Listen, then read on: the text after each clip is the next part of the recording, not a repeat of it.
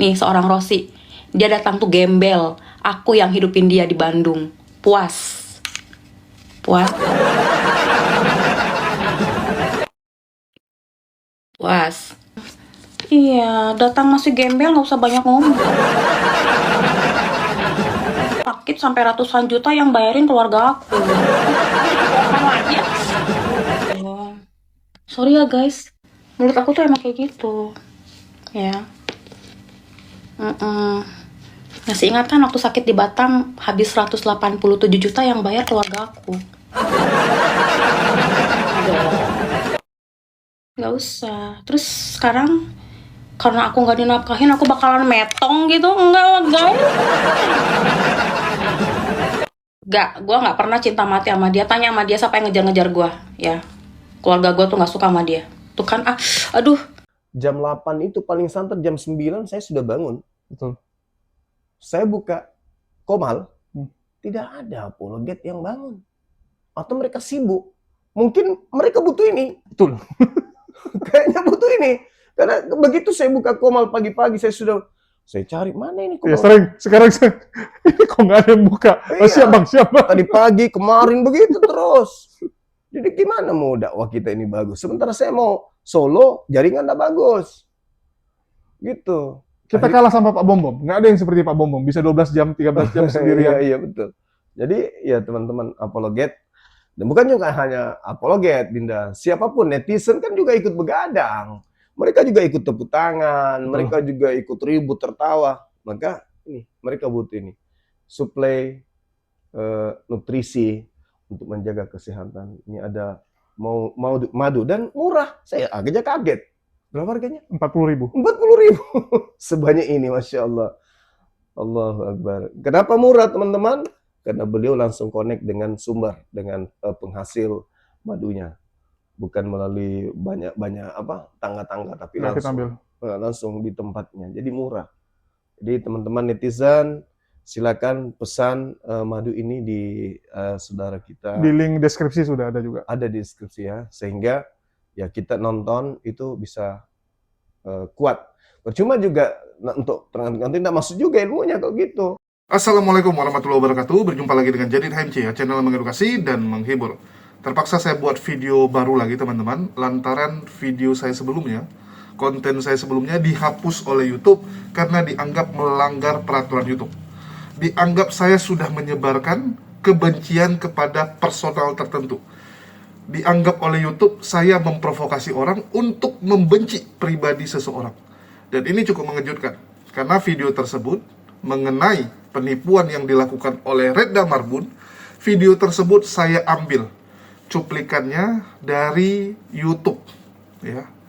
Dewi Bulan, Rudy Iskariot, dan beberapa channel lainnya. Di channel lainnya nggak ada masalah video tersebut, nggak ada masalah. Tapi khusus di channel Jadid HMC dianggap sebagai pelanggaran komunitas. Luar biasa sekali ya, khusus channel ini. Bayangkan, saat Said membongkar penipuan yang dilakukan oleh Redda Marbun dan para header-header tersebut, saya dianggap sebagai biang keroknya. Padahal saat kita membahas RK yang hanya modal kolor saat pertama sekali ke Bandung, itu dianggap konten yang tidak membuli. Jadi kalian bisa bayangkan ya, yang satu menampilkan data penipuan yang dilakukan Redda Marbun, yang satu lagi membuli RK sedemikian rupa. Yang membuli tentunya Rosi Raja Gugu serta teman-temannya. Kita hanya menyampaikan ada berita seperti ini, tapi nanti yang difitnah malah kita. Luar biasa memang ya. Makin kesini YouTube menjadi tempat yang tidak nyaman untuk membuat konten, untuk mengekspresikan apa yang sedang kita alami. Tapi ya mau gimana lagi ya, namanya juga punya mereka, suka-suka mereka. Jadi kita cuma bisa buat ala kadarnya saja. Sekali lagi ya, video yang sama di channel Rudy Iskariot, Dewi Dubur, nggak ada masalah, nggak dihapus. Khusus di channel Jadid HMC, itu merupakan channel atau video pelanggaran.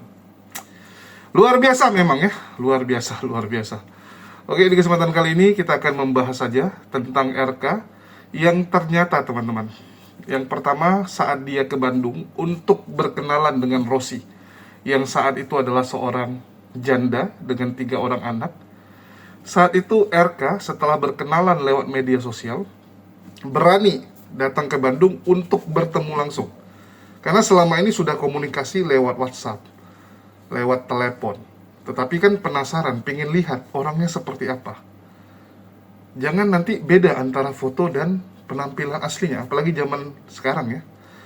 Kalau RK kan kenalannya kurang lebih 7 tahun yang lalu. 7 tahun yang lalu pun foto-foto itu biasanya sudah ada filter-filter, sudah ada edit-edit gitu kan. Takutnya nanti nggak sesuai nih ya. Jadi dia supaya tidak membeli kucing dalam karung, RK memberanikan diri mendatangi kota Bandung. Mendatangi kota tempat kediaman Rossi Raja Guguk.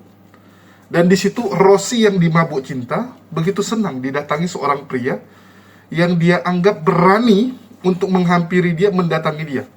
Sekali lagi teman-teman ya, perempuan itu butuh bukti, butuh action, bukan hanya janji-janji. RK yang langsung datang itu membuat Rossi berbunga-bunga. Kalau Rossi bilang ya karena kilaf gitu kan. Kalau saya bilang ya namanya lagi kasmaran. Di situ Rossi yang senang dengan kedatangan RK tidak peduli. Tidak peduli bahwa RK hanya datang dengan modal kolor dan uang seadanya.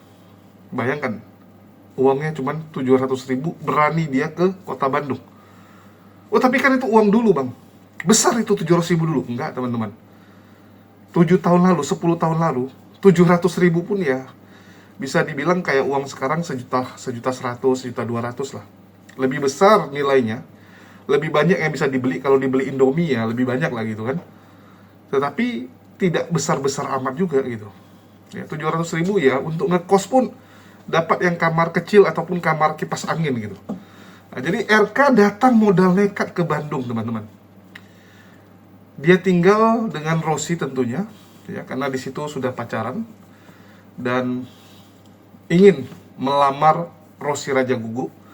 Dan kita tahulah orang Batak itu teman-teman ya, berapa cinamonnya gitu kan. Kok cinamon? Cinamon nama gula teman-teman. Aduh. Maksudnya sinamot teman-teman ya. Jadi kalau di Batak itu nama mas kawinnya tuh sinamot. Dan sekali lagi di Batak itu perempuannya terkenal. Terkenal kalau sinamotnya itu akan sebanding dengan pendidikan dari si perempuan, latar belakang keluarganya kan gitu. Nah, Rossi Raja Guguk yang janda mau nggak mau menerima RK yang saat itu hanyalah pemuda kere. Pemuda kere. Biasanya kalau sinamot Batak itu bisa sampai ratusan bahkan miliaran teman-teman. Tergantung pendidikan si perempuan. Ya, terus juga latar belakang keluarganya gitu. Tapi karena ini seorang janda ya supaya cepat menikah ya sudahlah dipermudah. Dipermudah walaupun keluarga Rossi sebenarnya kurang setuju. Kurang senang dengan RK ini karena dianggap ini orang cuman mau kondo kan gitu. Cuman mau kondo. Selama 4 bulan penjajakan di Bandung itu RK hidup menumpang dengan Rossi. Rossi yang biayai semua, Rossi yang bayarin semua gitu kan. Jadi RK tuh kayak merasa kalau dia tuh lelaki ganteng yang disukai, dicintai oleh Rossi kan gitu. Nah, itulah yang membuat dia jadi mokondo ya.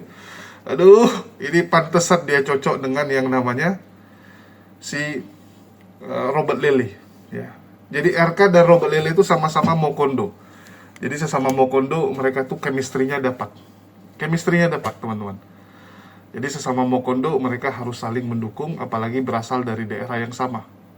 Itulah kenapa Robert Lele tidak berani untuk mengkritisi perselingkuhan yang dilakukan oleh RK teman-teman. Dari situlah ya mereka akhirnya makin memantapkan diri untuk menikah. Dan Rossi sekali lagi karena dia merasa dia janda, dia minder, ya sudah dia terima RK. Tapi dia nggak tahu bahwa ternyata RK saat itu sebenarnya ke Bandung karena kabur dari istrinya yang sedang hamil. Ya, istrinya sedang hamil teman-teman. Dia tinggalkan. Jadi istrinya bernama Desi Gultom itu sedang hamil, ditinggal sama RK. Nah, bisa jadi dia ke Bandung itu karena ingin menghindari tanggung jawab ya terhadap calon anak dan istrinya. Terus kedua bisa jadi lagi banyak hutang. Jadi banyak hutang, jadi kabur sekalian ke Bandung gitu kan. Apalagi di Bandung ada yang mau membiayai dia, ada yang mau mengurusin dia. Wih, begitulah teman-teman. Ini kita dengarkan dulu ya, walaupun mungkin sebagian teman-teman sudah ada yang dengar di channel A, channel B, ya nggak apa-apa lah ya, ketinggalan sedikit. Dan sekali lagi teman-teman, kita sambil jualan di sini. Yang mau beli silakan, link pembelian sudah ada di deskripsi. Kita jualan madu dengan harga yang sangat terjangkau dan ini produk buatan kita sendiri, buatan kita langsung. Yang mau beli, yang tertarik beli silakan. Salam Kak Pemuda. Ngapain coba curhat sambil tebar pesona? Sama aja kau sama wanita itu, sama aja kau sama wanita itu. Ih, kenapa sih banyaknya bapak-bapak yang mulutnya kayak comberan? Guys, aku nanya, jadi semua orang yang ada di TikTok ini, cewek-cewek kalau live itu tebar pesona kah? Iya. Iya, tebar pesona. Apa kamu nggak bisa live kayak aku gitu? Nggak bisa, nggak berani. Ya, makanya kamu bilang aku tebar pesona. Iya, aku tebar pesona. Kenapa? Kamu juga terpesona kan lihat aku? Ngata-ngatain orang tebar pesona, tebar pesona. Emang aku tebar pesona, kenapa? Ada apa ya? Hanya bisa dilihat dari CRK. Kenapa? Emang kamu pikir aku bakalan meratapi nasib aku gitu kalau aku nggak dinafkahin sama CRK? Hey, kasih tahu sama kamu ya, sorry aku senggol dikit ya. Si RK datang di kehidupan gue ya 7 tahun yang lalu tuh siapa yang nafkahin dia? Gue. Nih seorang Rosi. Dia datang tuh gembel. Aku yang hidupin dia di Bandung. Puas. Puas. Puas. Ya. Seorang Rosi yang menafkahi dia.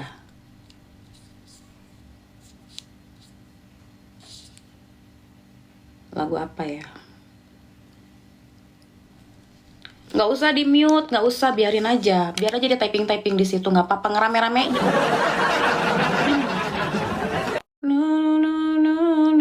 Tanya dia, siapa yang nafkahin, siapa yang biayain hidup dia. Datang ke Bandung dia bawa apa? Bawa kolor anjir. Kan keceplosan lagi. Ah kalian, makanya, aku suka nggak bisa kontrol mulut aku. Jangan pancing-pancing. Ya kan? Iya, datang masih gembel, nggak usah banyak ngomong. Sakit sampai ratusan juta yang bayarin keluarga aku. Lagi. Sorry ya guys, mulut aku tuh emang kayak gitu. Ya. Masih ingat kan waktu sakit di Batam habis 187 juta yang bayar keluarga aku. Nggak usah. Terus sekarang karena aku nggak dinafkahin aku bakalan metong gitu? Enggak lah guys.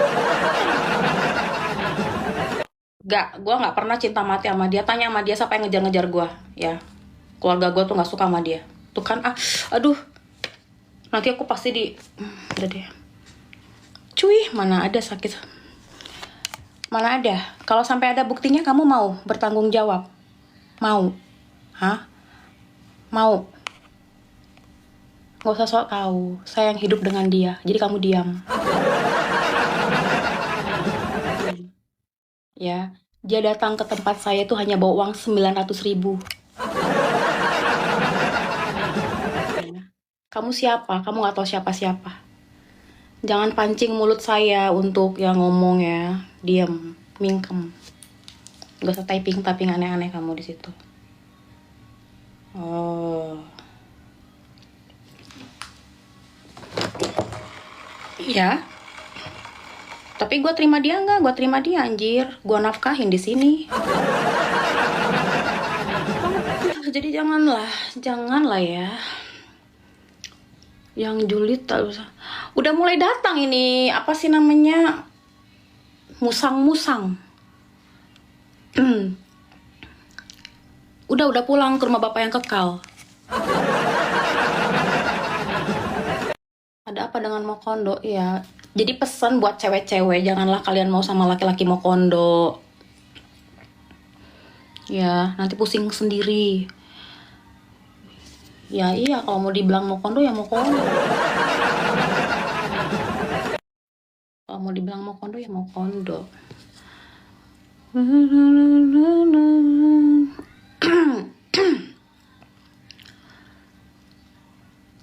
Serigala sudah sampai. Iya, banyak serigala dari tadi di sini. Mana dia? Ngomong lagi sini. Ngomong. Dulu kenapa mau sama dia? Karena hilaf. Hilaf.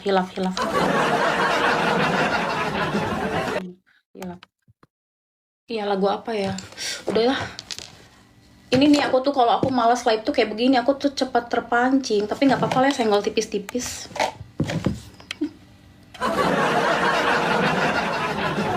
Banyak bacot. Giliran gua naik live-nya nggak dinaikin. Naikin dong, biar kita ngobrol. Ya kan? Kenapa sih? Ih, tuh kan handphone aku jadi ikutan lelet deh gara-gara siang tadi itu. Udah jangan denger lagu kepala aku pusing.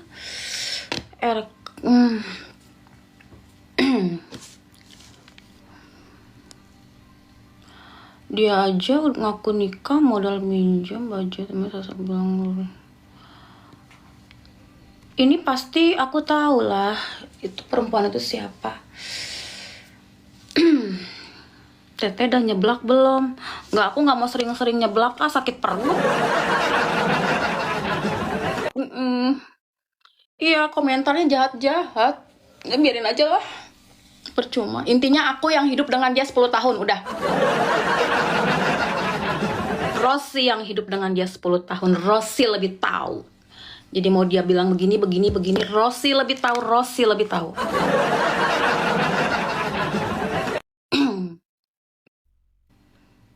Dahar Sate Gatsu, lagunya kakak. Mau lagu apa? Berbusa lah kau di situ. Ngomong kiri kanan gak jelas. Jangan cerai ya. Malam tante, malam $1 juta. Kapan aku kawin sama omu? Kakak mau lagu apa ya? Oh, lagu Buaya darat, buset, aku tertipu lagi. Wow, mulutnya bau sekali. Aku dulu waktu SMA, aku paling suka pelajaran tuh zaman-zaman aku tuh ya PPKN. PPKN tuh apa sih? PMP ya. Zaman-zaman aku tuh masih PMP. Ya doain ya teman-temannya supaya apa yang aku kerjakan ke depannya itu lancar semua. Terus aku biar bisa semangat ya kan. Aku bisa ngebiayain ketiga anak aku. Terus jualan aku laku. Terus kalian beli jualan aku. Gitu. Bagaimana tanggapan kakak hukum maling ayam? Siapa bang yang maling ayam bang? Bagaimana tanggapan kakak tentang hukum yang maling ayam? Itu yang di Bali. Emang kenapa? Kenapa? Kan dia pukulin sampai tewas. Wah, waduh, itulah ya guys ya, mungkin himpitan ekonomi kali ya. Aku nggak update juga itu beritanya. Kasian sih. Tapi aku sih yakin kakak bisa sukses, wanita Batak jago dagang. Iya sih, soalnya kan mama bapakku juga tuh emang pedagang ya dulunya ya. Jadi rada nurun sih ke aku. Cuma kan bedanya aku sekarang kan kayak jualannya di live ya guys. Ya kita manfaatkan lah ya apa yang bisa kan di sini gitu ya. Yang penting kan aku nggak jualan ayat.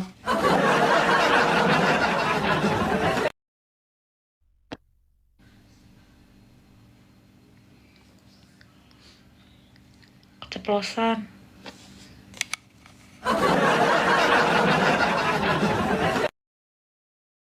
Ya kan, Kak Milky kenapa ketawa? Ayam apa kak? Ayam, nggak tahu aku juga ya. Ayam apa Yon?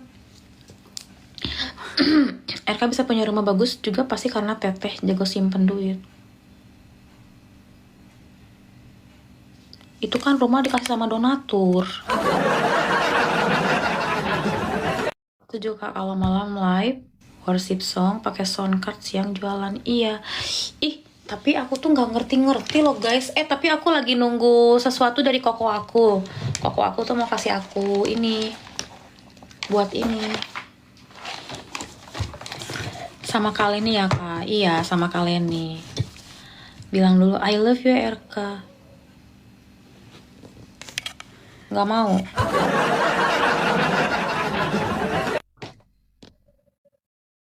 Nunggu soundcard. Soundcardnya udah ada, tapi nggak bisa masangnya. Padahal aku udah diajarin, tapi nggak ngerti-ngerti. Itu aku tuh gaptek guys. Au ah.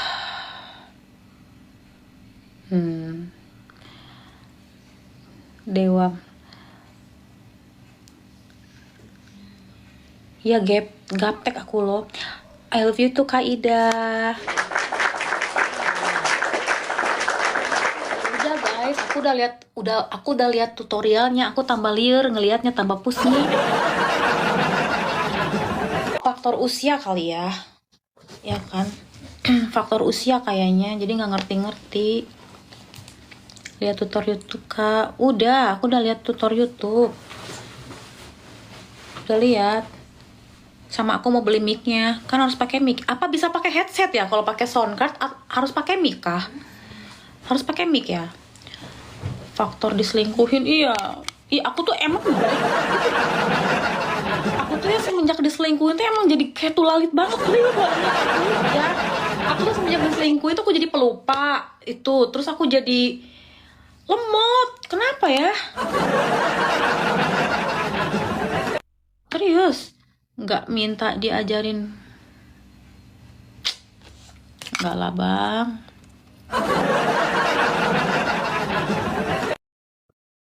Bang, sekarang mah bukan masalah cantik apa nggak cantik bang, ini masalah kesetiaan bang. Gue juga bisa kayak dia kalau mau. Anjay.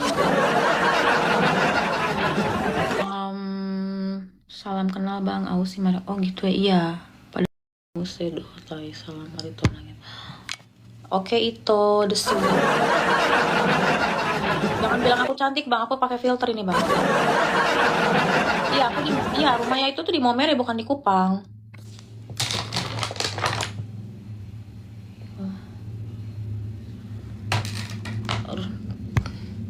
Kan aku udah bilang guys, selingkuh itu tuh bukan karena harus cantik. Selingkuh itu tuh yang penting gatel.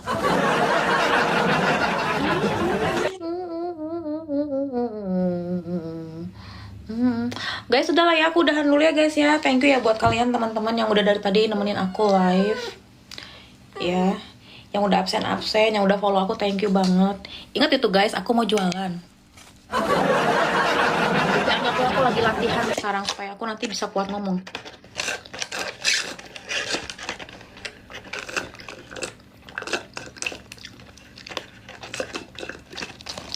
Yang belum tahu aku mau jualan apa, aku mau jualan celana jeans. Jadi secepatnya ya guys, secepatnya aku bisa jualan. Jadi aku tuh rencananya siangnya aku mau jualan, malamnya aku mau live nyanyi. Gitu loh. Setujukah kalian? Karena aku butuh biaya untuk menghidupi ketiga anak aku. 1 bulan ini ya, 2 minggu ini lah Mina, setelah aku pulang ke Bandung, aku tuh tahan banget ini. Sampai kepala aku migrain tiap hari. Nahan pengen ngomong kayak gini. Aku tahan karena di belakang aku banyak orang yang nasihatin aku. Tapi tadi sore tuh aku udah gak kuat sampai kepala aku sakit.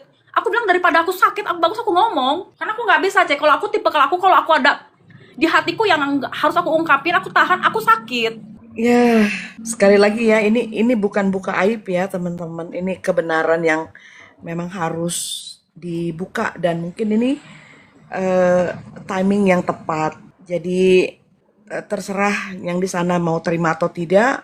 Saya sendiri juga sangat tersinggung pada saat dia mengatakan kami itu iblis. Gila bener, kami pelayanan kok di gereja dibilang iblis. Ya, kebenaran memang pahit.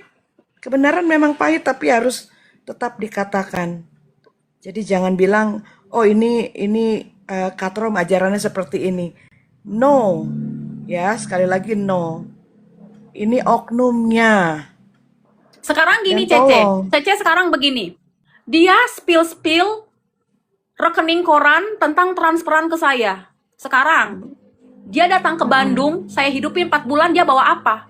Dia hanya bawa uang 900.000 dan baju kotor. Saya yang membiayai hidup dia selama di Bandung. Itu saya belum ada ikatan pernikahan dengan dia loh, masih pacaran loh.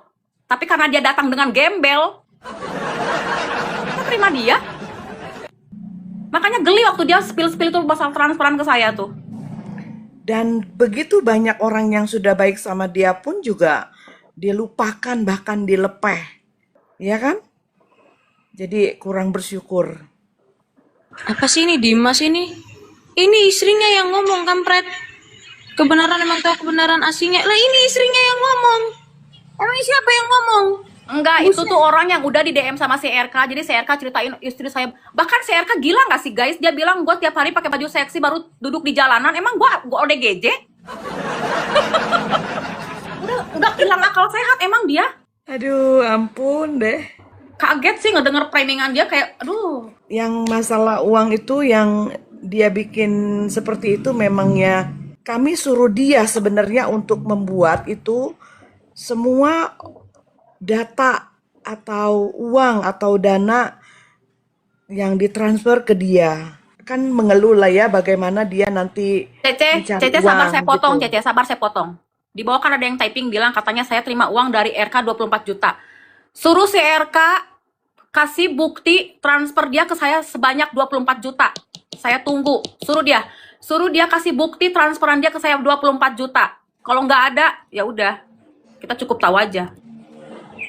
Ini ya, aku mau luruskan juga Dimas Priambodo. Lumina aja malah kompor keluarga orang jadi hancur. Yang justru menghancurkan keluarga Rosi dengan RK itu RK sendiri. Ya, berkali-kali kami di belakang tuh bilang jangan dulu live RK, selesaikan dulu masalahmu RK, pulang dulu ke Maumere RK. RK tinggal dulu kau di biara RK, jangan kemana-mana RK. RK, tenang dulu ke RK, jangan dulu live RK. RK, pulanglah ke Maumere RK, selesaikan masalahmu RK. Capek ngomongnya ya, udah capek ngomongnya. Orang ini nggak ada itikat baik, tidak ada berusaha untuk membereskan masalah rumah tangganya. Oke? Terus kemudian saya dapat laporan. Apa dapat laporannya? Dia itu chat orang di Japri, WA, DM. Dengan mengatakan apa? Saya kurang duit. Istri saya memutuskan mata rantai uang saya dan seterusnya. Jadi seolah-olah dia menjual kesedihan dia ke orang lain untuk dapatin duit. Di situ saya tidak suka. Saya berkali-kali bilang sama RK, jangan pikirkan soal duit RK. Lebih baik kau tinggal di biara, nanti kau bisa tinggal di sana, makan di sana, nanti kamu kerja di sana, bantulah romo-romo. Biar apa? Biar nanti kamu bisa tahu nih bagaimana nanti hidup yang baik gitu kan? Ya, di biara gitu. Kita udah ngomong kayak gitu berkali-kali. Udah hampir 2 bulanan kita ngomong kayak gitu. Dan pada akhirnya apa? Masih tetap live. Ya udahlah, ya sudahlah kalau mungkin masih live, kita tanya untuk apa? Oh, saya mau membiayai anak-anak saya. Dia ngomong seperti itu. Ya oke, kita dukung. Ya sudah. Terus tetapi dalam hati ini merasa sesuatu hal yang tidak enak gitu kan. Kenapa? Karena live-nya itu dia minta-minta lagi sama orang dan senggol-senggol si Rosi. Kita udah bilang berkali-kali jangan disenggol RK. Jangan disenggol RK. Kamu pria RK, jangan RK. Sudah. Lalu kemudian dia ngomong lagi nih di live. Jadi kalau kalian bilang saya dukung dia itu salah besar. Saya bisa tunjukkan semua ketikan saya di chat itu. Saya suruh dia untuk pulang selesaikan masalahnya. Karena saya tidak mau diseret-seret. Ini bukan permasalahan saya, tapi dia seret-seret saya. Oh, kalau bukan karena Minayong, saya mungkin sudah bun-bun. Apa bun-bun? Apa yang dibun-bun? Jangan bawa-bawa nama saya. Justru nama saya sudah diseret-seret sama dia di live siapa itu. Itu ada tuh.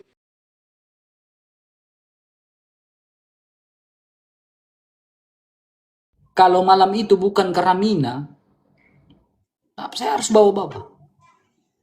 Kalau bukan Karamina, saya sudah bunuh diri malam itu.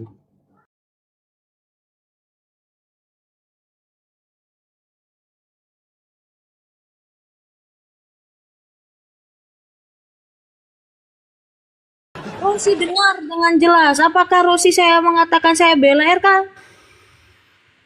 Lu pertamanya bela CR, Kak. Rekamannya. Itu yang bikin saya tuh kayak ngapain sih lu bawa gue? Gue nggak ada ikut-ikut campur di sini, tapi lu kenapa bawa gue? Itu ku tanya tuh di grup. Begitu loh. Ku bilang sama dia, jangan bahas bawa-bawa saya, karena saya tidak ikut-ikut campur di situ. Begitu loh. Saya bukan pura-pura, saya justru ngomong. Kalau mau di-spill, oke, saya akan spill.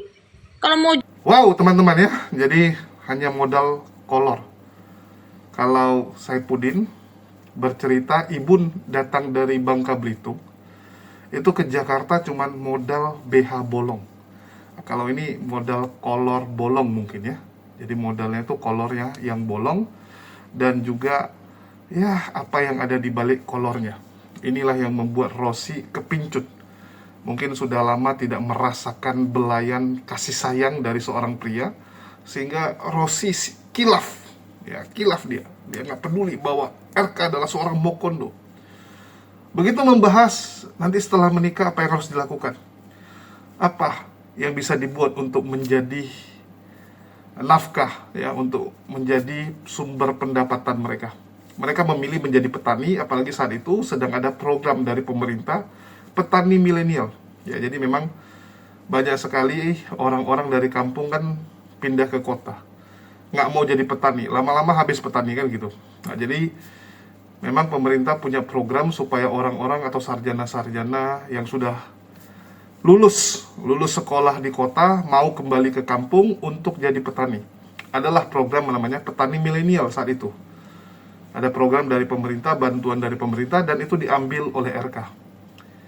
Dia ambil program tersebut untuk menjadi petani milenial di kampungnya. Kembalilah dia. Tetapi sekali lagi karena nggak punya basic, nggak punya kemampuan untuk jadi petani, gagal teman-teman. Gagal jadi petani. Ya, selama 3 tahun jadi petani, hasilnya jong teman-teman. Tapi untung masih disokong oleh keluarga Rosi Raja Guguk yang ingin agar Rosi atau anaknya bahagia. Jadi keluarganya tetap support. Bahkan saat RK sakit pun keluarganya yang keluarkan biaya. Bukan keluarga RK yang keluar biaya, tapi keluarga Rosi. Setelah beberapa tahun hanya berkutat dengan ladang, akhirnya RK mendapatkan angin segar dengan melihat dunia diskusi lintas iman. Dia lihat, loh, ini ada orang debat-debat agama. RK sendiri memang terkenal jago ngomong teman-teman, di kalangan kelompoknya. Jadi mereka itu kan ada muda-mudi gerejanya, ada perkumpulan gerejanya.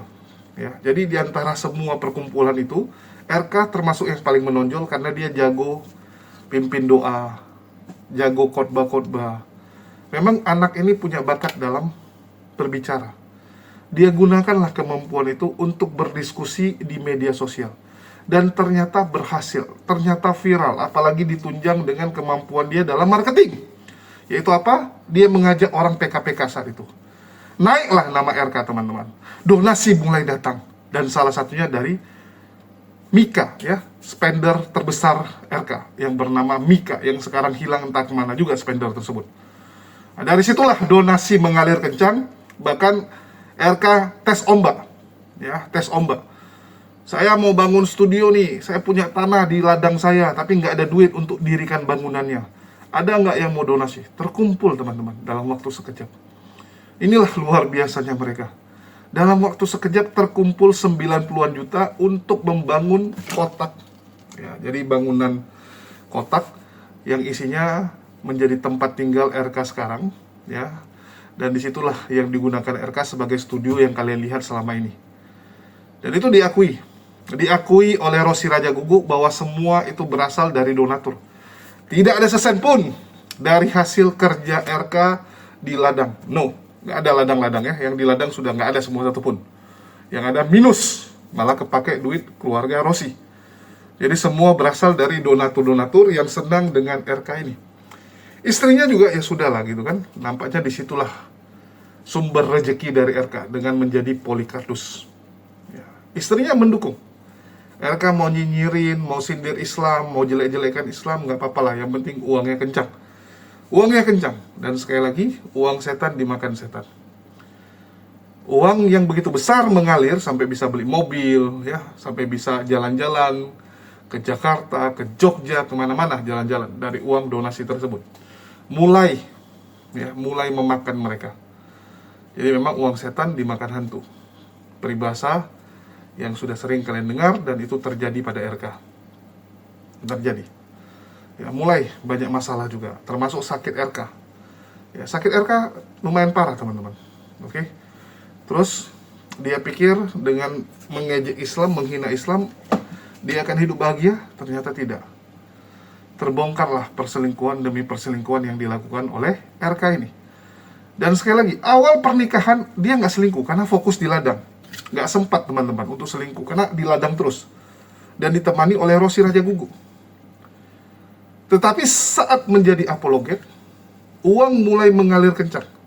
Dan uang tersebut tidak bisa dipantau oleh Rossi. Kenapa tidak bisa dipantau? Karena sekali lagi, yang bisa Rossi pantau kalau dicairkan sama RK. Kalau gift yang dia terima dicairkan ke rekening. Tapi kalau RK mau tambahin rekening orang lain bisa nggak? Bisa.